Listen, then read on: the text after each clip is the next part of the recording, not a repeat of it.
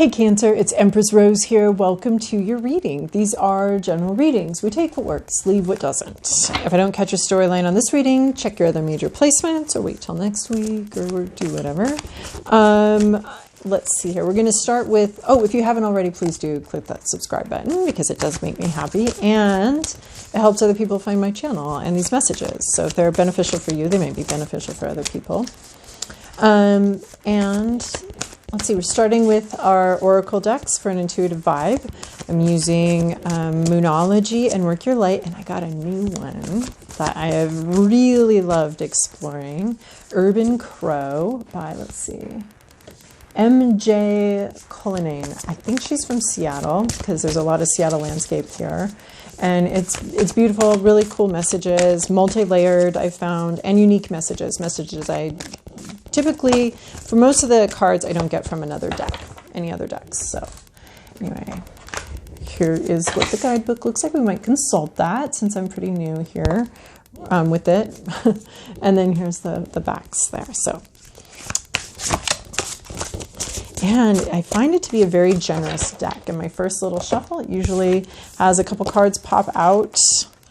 And multi-layered, as I said. So there might be a first pass at an intuitive vibe, and then I might check out the book. Oh, let me turn off my heater before it really gets roaring here. All right. Oh, Taurus got this one too. The end of a tough cycle approaches. So something you've been working at, something that's been really difficult to plow through or deal with, it's coming to an end. It's approaching. Can you see it approaching? Maybe. Depends on which direction you're facing and also depends on how far away it's approaching. But there's some sort of end of some sort of difficulty coming towards you. So that can feel very good, quite a relief. You have two things here that kind of match. Mimicry and communication. So mimicry, it says, "Come here, scout." And the book talks about how crows can often mimic, what do you call those, mockingbirds? They can mimic human sound, speech. So there was a story of a crow that was able to perfectly mimic this dog's owner and absolutely harass the dog. Anyway, mimicry, trying to copy something, trying to do something that someone else is doing. It's not necessarily a bad thing. I mean, here it's for play, for toy. It could be someone toying with you. It could also be a sense of deception, of someone pretending to be someone they're not. This could be you, this could be somebody else, pretending to be somebody they're not. I'm getting the Seven of Swords here from this Tarot of Mystical Moments deck, which will be moving on from this intuitive stuff to a more traditional tarot spread. So, it could be there could be some deception here, some mistaken identity, something about identity, and something about communication and communicating that identity, maybe not clearly communicating an identity, maybe pretending to be somebody else, maybe pretending to camouflaging, something like that. And it's confusing and unsettling for other people. You might be the one being confused or you might be the one causing the confusion because this just all came up with Gemini too. For me, I don't like lies because they create anxiety for me. Like I know that something's off and I don't know what and in which direction. Like, okay, I know that's not true, but what is the truth and why are you telling me? There's like a bunch of questions that just get me on high alert of like something here's off. And it's really bothering me, and I don't know if it's off just because they have an issue with it, but I wouldn't, or if it's off because it's against me or something that's going to be harming me or something like that. So that confusion and that distress that this dog is feeling, and maybe even some curiosity of like, how is this possible? How is this happening? So there might be something that's not quite as it seems, or something that's trying to mimic something else, something that's friendlier, something that's maybe this crow just wanted to be friends with the dog and was just like talking to the dog in the language that it knew that the dog understood. So there could be some Could be anything, apparently. And then we have communication, though. So these two next to each other, it could be learning how to communicate something, learning how to sound the way you want to sound, learning how to communicate in a way that the other person can hear. So mimicking sort of what they're used to, what they understand, what they know, in a way that they can hear. Could also be fucking with somebody in that mimicry. So we have communication here. Coming in to communicate something, I want to read this one.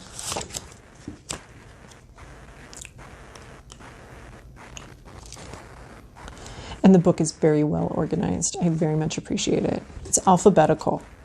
Before we adopt our pup, Leia, one of my neighborhood crows would come calling. So again, another dog here, but this one's implied.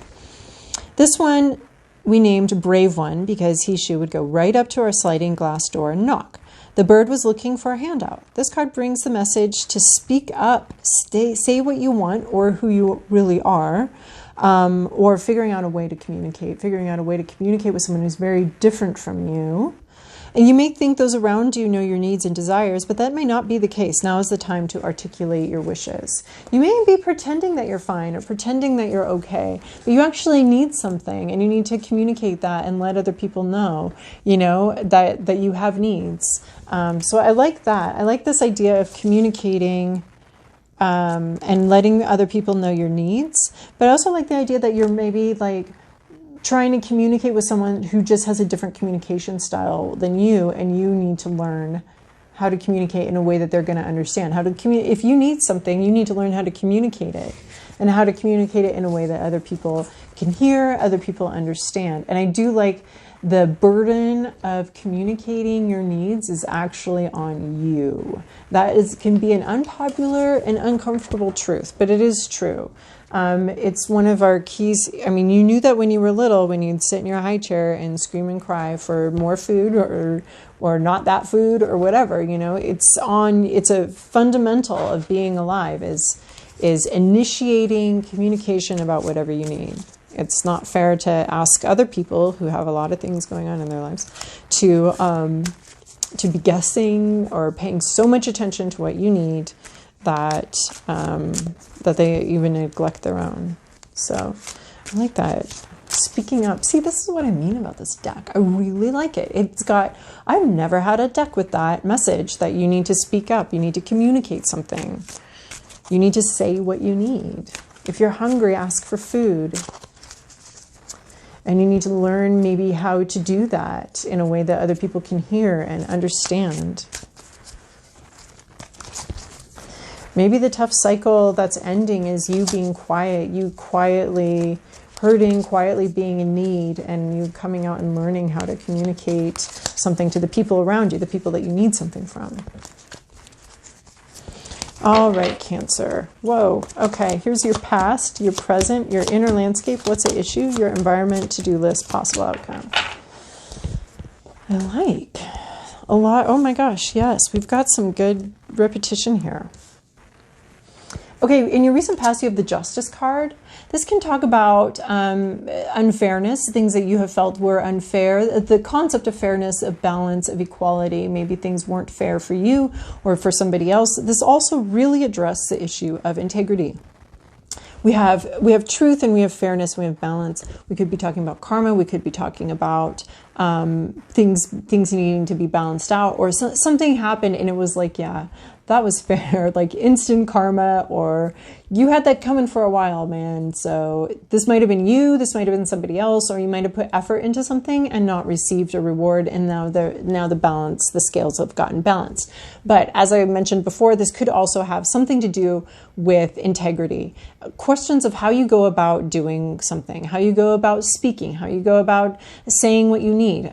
How you go about achieving what you want to achieve and getting what you want to get. How do you do that? How do you do that in a way that respects other people or doesn't respect other people? It raises questions of integrity, which always, how we got somewhere always comes back to, at least this is the faith, always comes back to how we got there, right? Always comes back to us. How you got there, how you got to the top, it has an effect of what you're able to achieve there, what you're able to do there, and can come out later of, whether you bribed someone or started a rumor about somebody so that they could get fired and you could take their job, or however.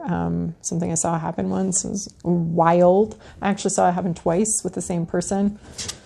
Whew, wild to watch that total lack of integrity in achieving what they wanted to achieve. It was pretty interesting. They achieved it, but only for a short period of time. So questions of integrity you've dealt with in the past, or clear communication, fair communication. Maybe you haven't gotten what you needed because you haven't spoken up. Because there is some sort of sense with the sword here, we could be talking about communication and ideas, and with these scales here, we could be talking about balance. And things being fair or getting what you need. And then, oh wow, more about fairness here. Interesting. We have 6 of Pentacles.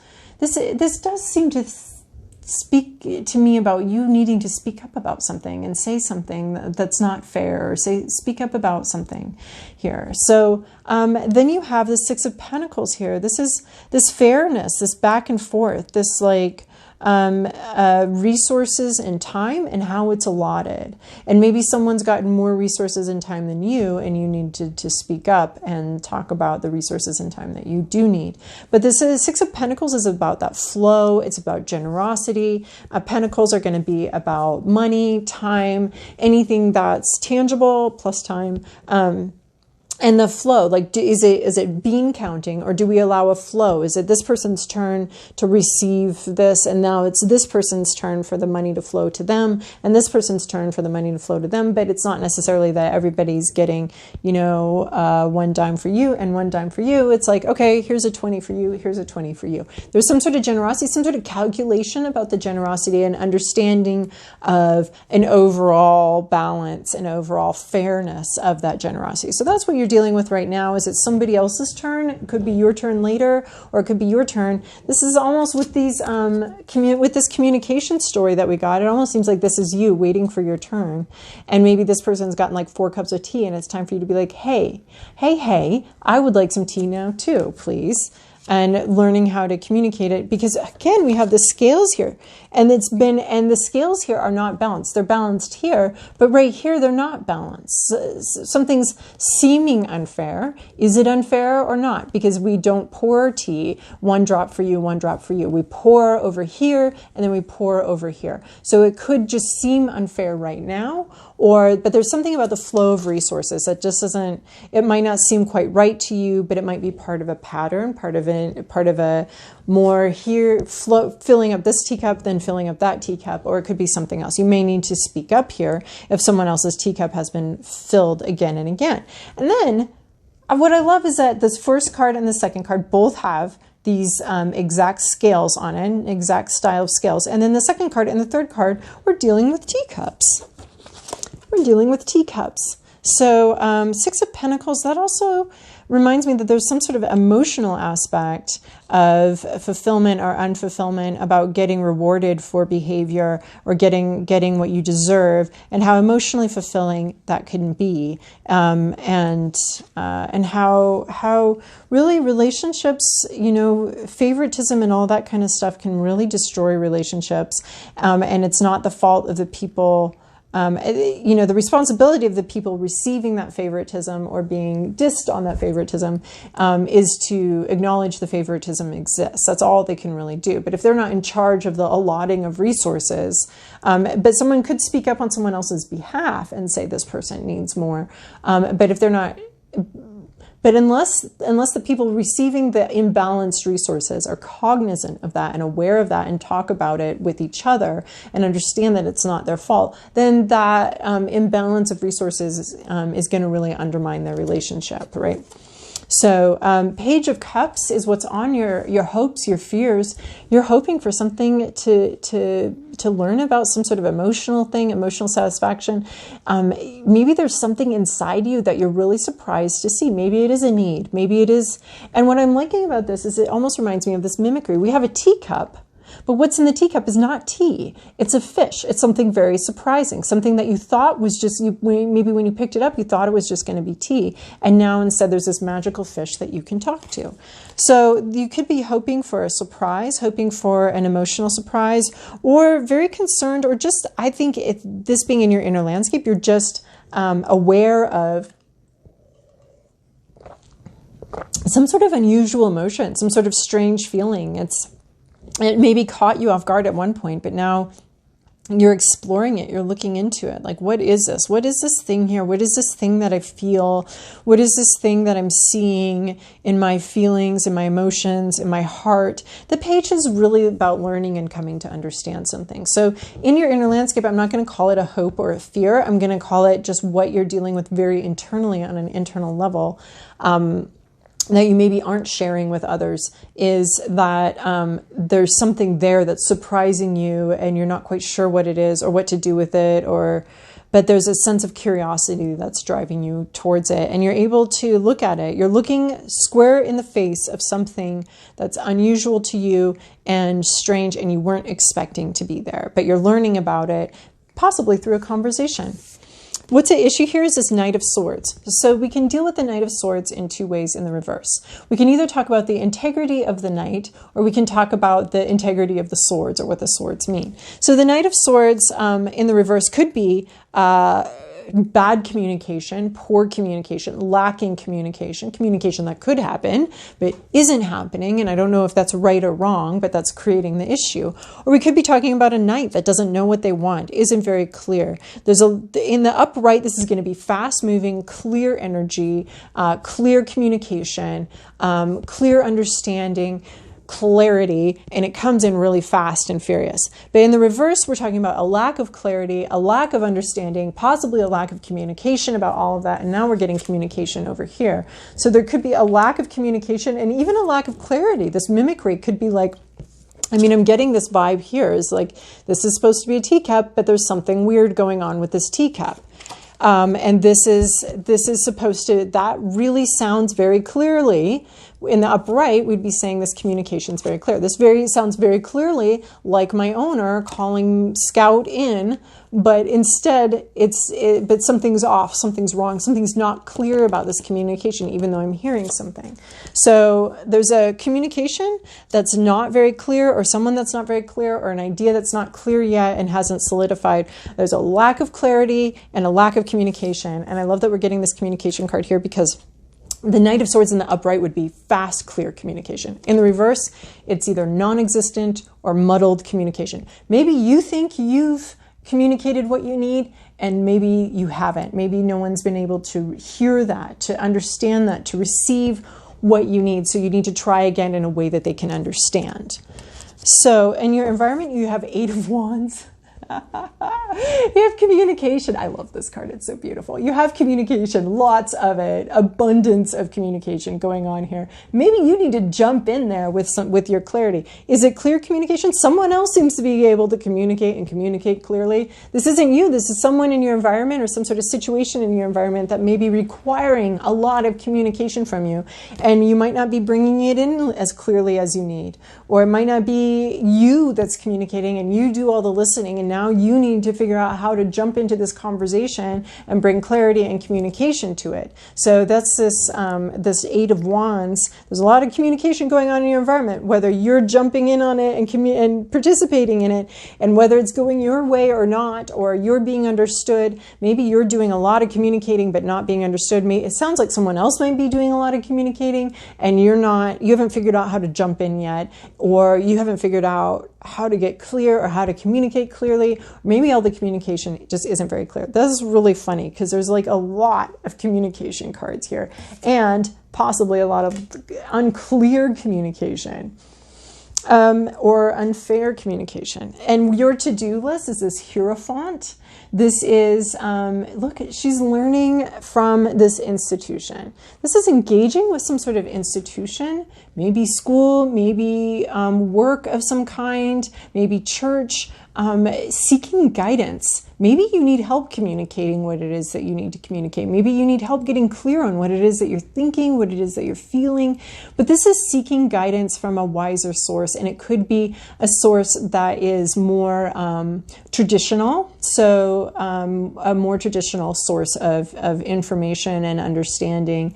But I think this is you, and I think you're learning from some old ancient being that may be embedded in some sort of institution. So this could be you learning from a therapist, you learning from books, you learning from your religious education, you learning from something, some way to communicate or I mean, it has to do with communication, but this Hierophant, you're here to learn from some well-established old way. Maybe you need to go back to some sort of old way of doing something, some sort of more traditional communication or more traditional style of communicating or of getting what you need out of the situation. But there's some sort of return to tradition, traditional roles, traditional something, or even like a traditional therapist or a traditional way of how people learn something. Or even books or something. But there is a sense of you learning from some historical institution, you gaining the kernels of knowledge that are embedded in more traditional ways of doing things. Even though that traditional thing may seem a little weird or may seem irrelevant or anachronistic to our day, it still could hold, it looks like it holds something that you need. And you need to engage with that and seek out that truth that is withheld in what appears to be an anachronistic old style of doing things. And then we have Four of Pentacles here. So this is where you're possibly going. This is getting very absorbed, slightly obsessed with something, isolating yourself a little bit while you become absorbed by work, or this could be a warning, but it's not. The Four of Pentacles, I feel, is such a benign obsession, such a necessary obsession of just like, dig in, ignore the rest of the world while you read up on this. There can be some possessiveness here and some infatuation, but I feel like this is you infatuated with this thing you found and this feelings that you found that are unusual. And this is you either really focused on work or continuing that infatuation very privately, actually. You're locked away from the rest of the world. It's you in this thing and you're very absorbed by it. So this could be a warning because the rest of this is about communicating and engaging. So it could be like you might want to, well, maybe once you engage and once you communicate, once you learn something, you can go back to sort of being absorbed by that thing and sort of, it's almost like a honeymoon phase, like isolating with something that you care about and love and is fascinating to you, and maybe not really being very public about it or being really engaging with a lot of other people about that. So let me see. Yeah, that's what I see. Looking for other similarities here or anything else to pull from this. But all right, Cancer, I hope that that's helpful for you, and I hope you have a wonderful week.